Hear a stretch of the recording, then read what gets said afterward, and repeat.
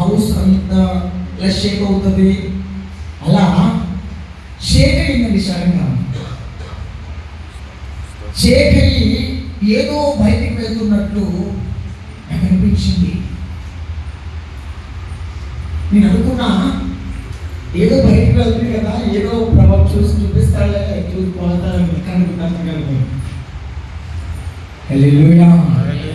ఎందుకంటే నేను దాసుడుగా ప్రతినిధిగా చెప్తున్నాను, ఈ సంఘ సరిహద్దు విశాలపరచబడబోతుంది. హల్లెలూయా. సంఘ సరిహద్దులే కాదు, దాసురాలు కుటుంబ సరిహద్దులు విశాలపరచబడబోతుంది. హల్లెలూయా. హల్లెలూయా. హల్లెలూయా. ఈ వాక్యం చదువుకుందాం. పరిశుద్ధ యొక్క గ్రంథం నుంచి 2వ రాజుల గ్రంథము